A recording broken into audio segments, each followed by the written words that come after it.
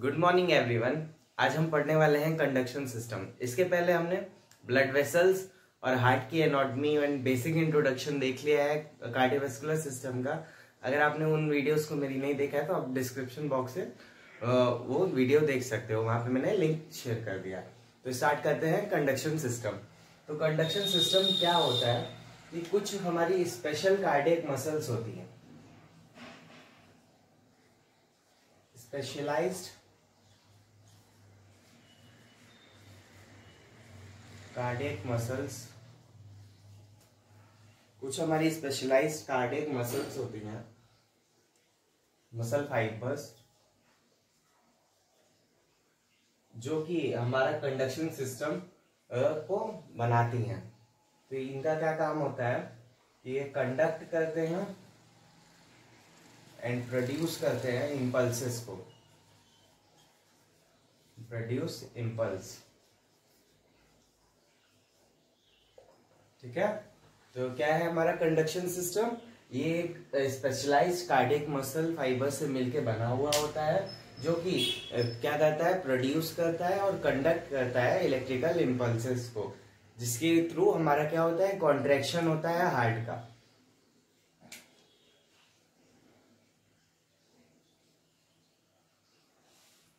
इससे क्या होता है, ये जो इम्पल्सेस होती हैं, इम्पल्स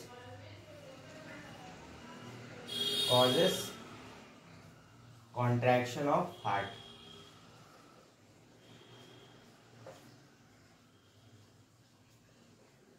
और ये जो हमारा कंडक्शन सिस्टम है वो इंश्योर करता है हमारी जो नॉर्मल रिदम होती है हार्ट की, रिदम मतलब एक रिदम में हमारा हार्ट कॉन्ट्रैक्ट करता है, रिलैक्स करता है, उसको ये मेंटेन करके रखता है। तो क्या है, इट इंश्योर्स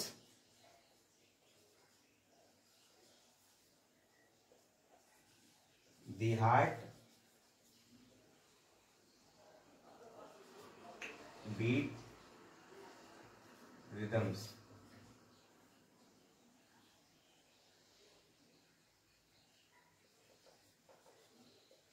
ठीक है, फिर इसके बाद हम देखते हैं पार्ट्स ऑफ कंडक्शन सिस्टम। मैंने डायग्राम पहले से ही बना रखा है, तो आप यहां देख सकते हो। इसको भी मैं लेबलिंग कर देता हूं।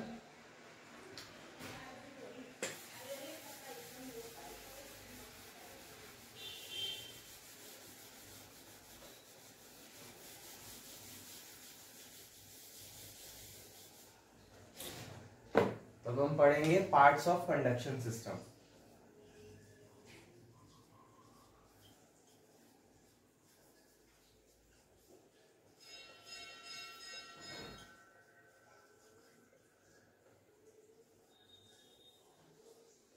ठीक है, parts of conduction system.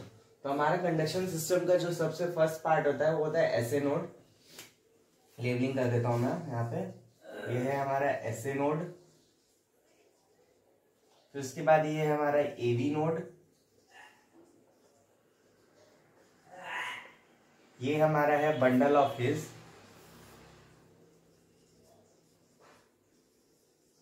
Bundle of his या तो बंडल ब्रांचेस भी इसको बोलते हैं।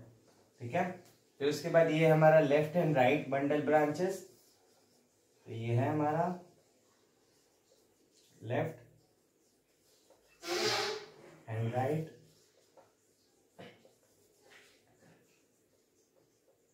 Bundle branches.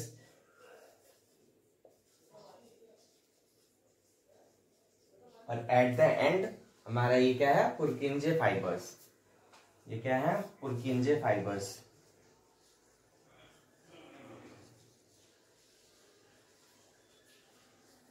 अब इसको हम अच्छे से इसका पूरा इस फंक्शन और इसका पूरा लोकेशन हम अब पढ़ते हैं एक एक करके। ठीक है, तो सबसे पहला पार्ट होता है हमारा एसए नोड।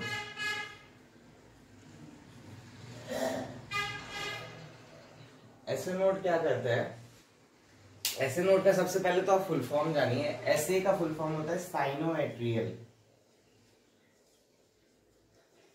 Sinoatrial node. इसकी लोकेशन क्या होती है, ये हमारा सुपीरियर वेना कावा के पास में होता है, राइट एट्रियम में। तो इसकी लोकेशन लिख लेते हैं।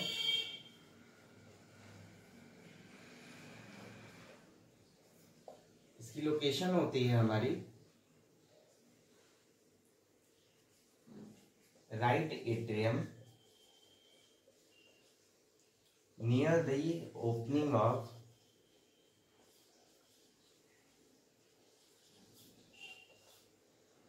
Superior vena cava.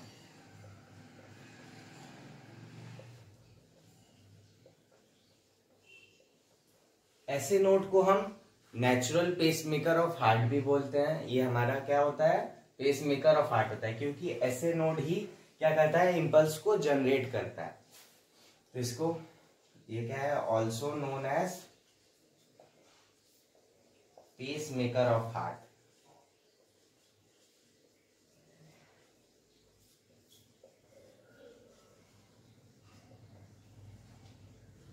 इसका function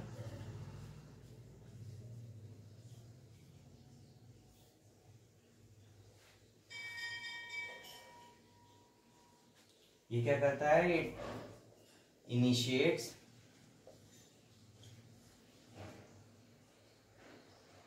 electrical impulse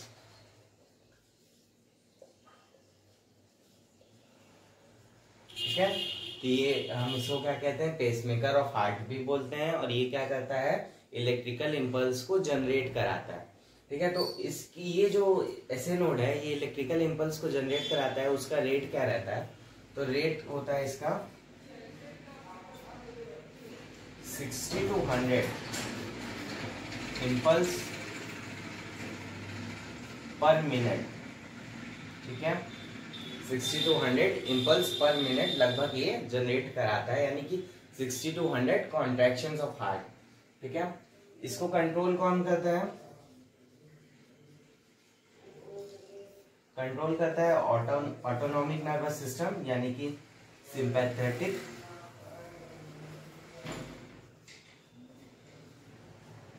and parasympathetic.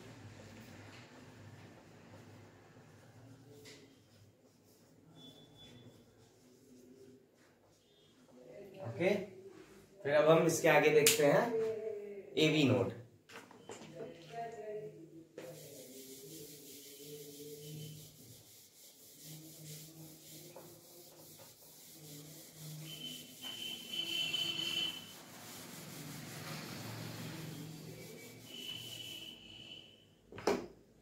Second है हमारा एवी नोड। एवी का फुल फॉर्म है एट्रियोवेंट्रिकुलर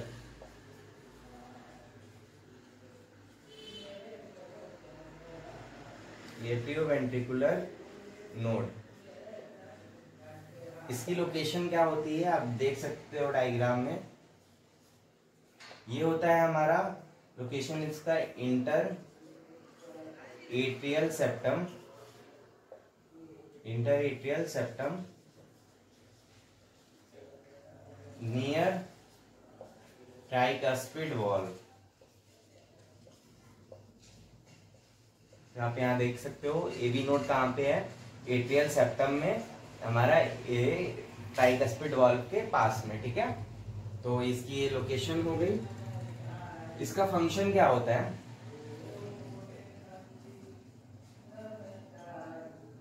ये क्या करता है, हमारा जो इम्पल्स है उसको डिले करता है। ऐसे नोड क्या करा, इम्पल्स जनरेट किया तो एट्रियम हमारा कॉन्ट्रैक्ट किया, पर वेंट्रिकल को फिल होने में थोड़ा सा टाइम लगता है, तो यहाँ पे ये क्या करता है, डिले करता है इम्पल्स को, ताकि वेंट्रिकल थोड़ा बाद में हमारे कॉन्ट्रैक्ट करें, ताकि वेंट्रिकल में जो है ब्लड फिल हो जाए। इसका फंक्शन है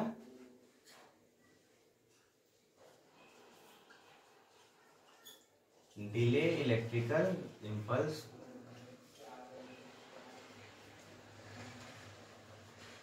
delay electrical impulse to allow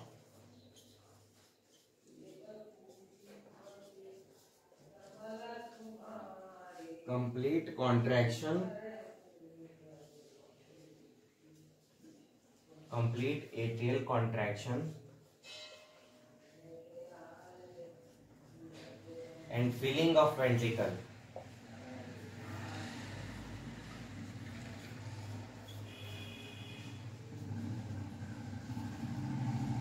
ठीक है, तो इसका ये फंक्शन होता है।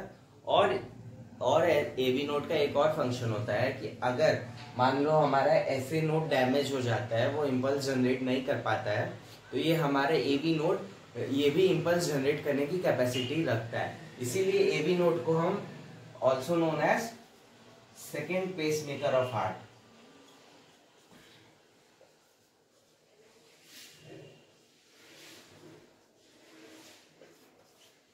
it is also known as second pacemaker of heart. It generates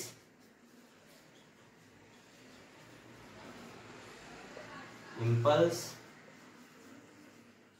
at the rate of 40 to 60 beats per minute, यानी इम्पल्स पर मिनट, वही बीट्स हो गई हमारी। ठीक है, ये इसका फंक्शन होता है।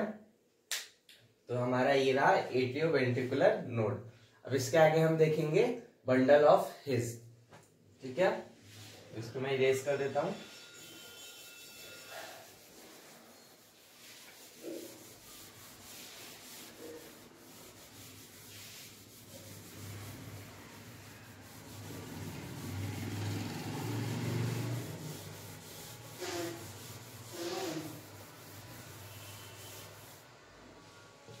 Bundle of his third part है हमारा कंडक्शन सिस्टम का, bundle of his.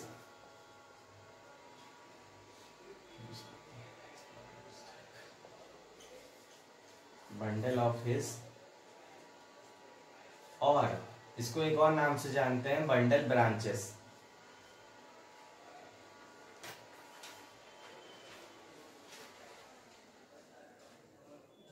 Bundle branch नहीं, बंडल ब्रांचेस तो हमारा ये हो जाता है left and right bundle branches. ये बंडल ऑफ हिज, और इसको हम बोलते हैं एवी बंडल। एवी बंडल, ठीक है। ये क्या होता है हमारा, इट ओरिजिनेट्स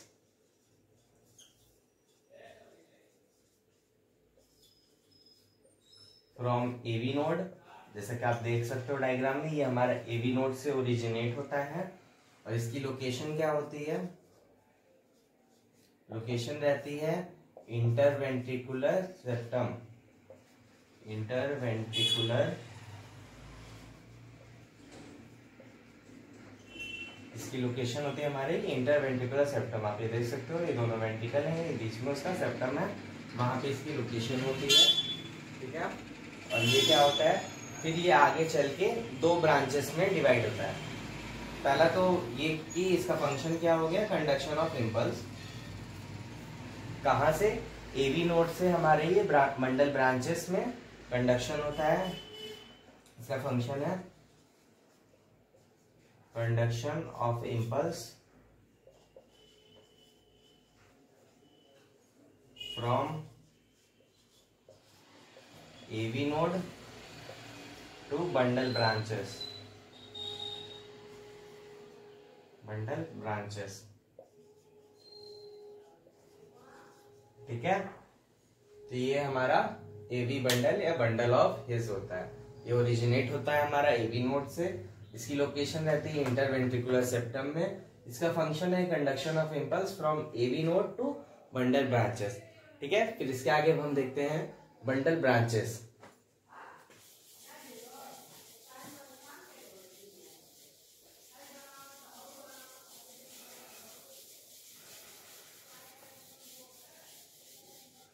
बंडल ब्रांचेस, हमारी दो बंडल ब्रांचेस होती हैं, जैसे आप देख सकते हो डायग्राम में, एक लेफ्ट और एक राइट, जो कि दोनों जाके हमारे लेफ्ट और राइट वेंट्रिकल्स को सप्लाई करती हैं।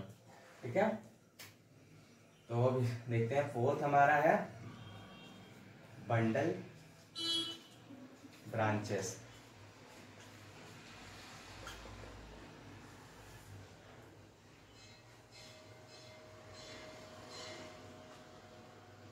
हमारी बंडल ब्रांचेस क्या होती हैं, ये भी कंडक्शन कराती हैं। पहले तो इसकी लोकेशन देखते हैं। इसकी भी लोकेशन हमारी सेम होती है, इंटरवेंट्रिकुलर सेप्टम। देख सकते हो आप डायग्राम में, इंटरवेंट्रिकुलर सेप्टम में होती है, देख सकते हो ये दोनों। और ये इसका फंक्शन क्या है, conduction of impulse from AV bundle to Purkinje fibre.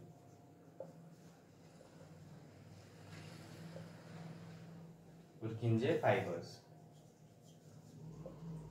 ठीक है।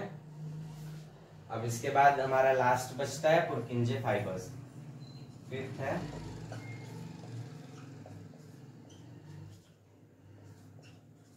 पुरकिंजे फाइबर्स। पुरकिंजे फाइबर्स क्या होते हैं, इसकी लोकेशन होती है हमारे जो मायोकार्डियम होती है वेंट्रिकल्स की, वहां पे लिख लेते हैं हम।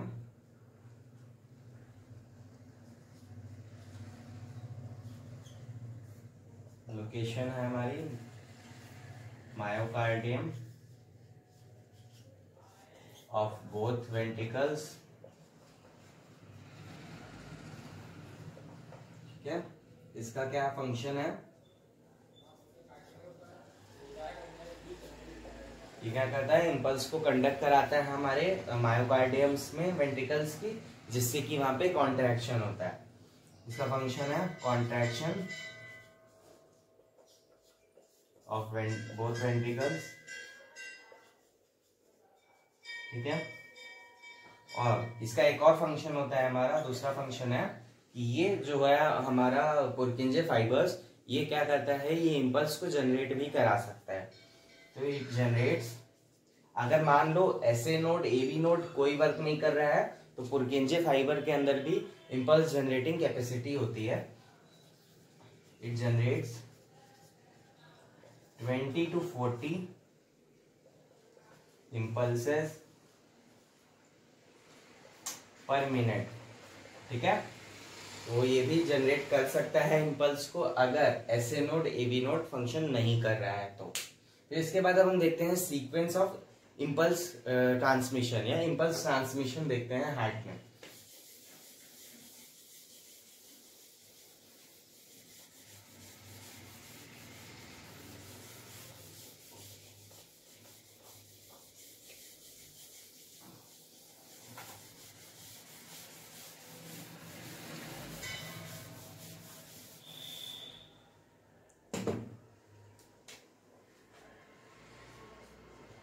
इम्पल्स ट्रांसमिशन,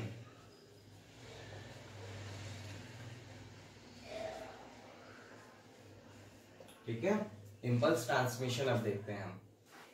तो क्या है, SA नोड ने इम्पल्स जनरेट करता है, SA नोड जनरेट्स इम्पल्स। फिर उसके बाद क्या होता है, इम्पल्स जो होती है स्प्रेड करती है हमारे एट्रियम में।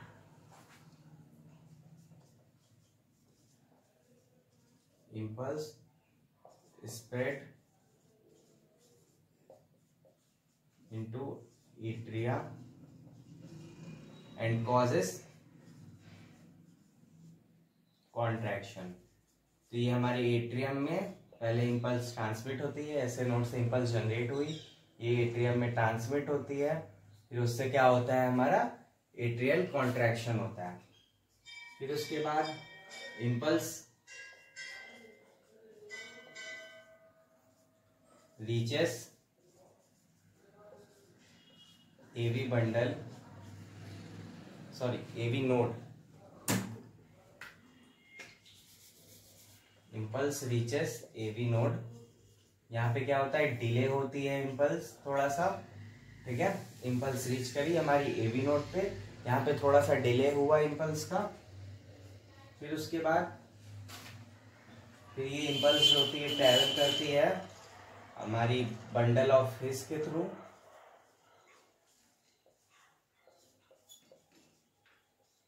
फिर वो चली जाती है हमारी और नीचे आती है तो हमारी राइट और लेफ्ट बंडल ब्रांचेस में जाती है।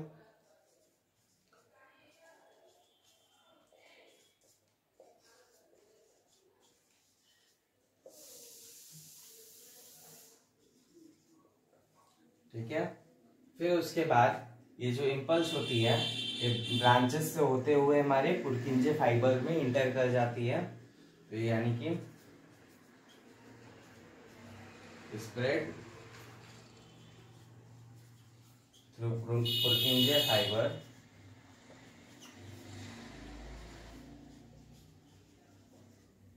फाइबर्स एंड कॉजिंग, पुरकिंजे फाइबर में इंपल्स जाती है, फिर उसके बाद क्या होता है, वेंट्रिकुलर कॉन्ट्रैक्शन होता है।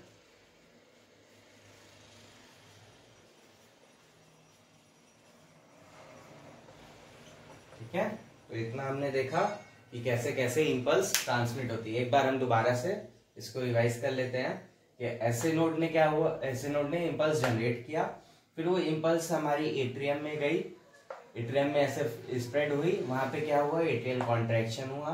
उसके बाद इंपल्स हमारी एवी नोड में पहुंची, वहां पे इंपल्स थोड़ा सा डिले हुई। ठीक है, साथ साथ में ही चलता है, एवी नोड में आई, वहां पे डिले हुई थोड़ा सा, फिर उसके बाद ट्रेवल करती है बंडल ऑफ हेज के थ्रू हमारे राइट और लेफ्ट बंडल ब्रांचेस में, फिर वहां से ये स्प्रेड हो जाती है पुरकिंजे फाइबर्स के अंदर, जिसके बाद हमारा वेंट्रिकुलर कॉन्ट्रैक्शन होता है। तो यहाँ पे हमारा कंडक्शन सिस्टम खत्म होता है। अगर आपको ये वीडियो अच्छी लगी हो तो लाइक करिए, शेयर करिए, सब्सक्राइब करिए चैनल को। Thank you for watching.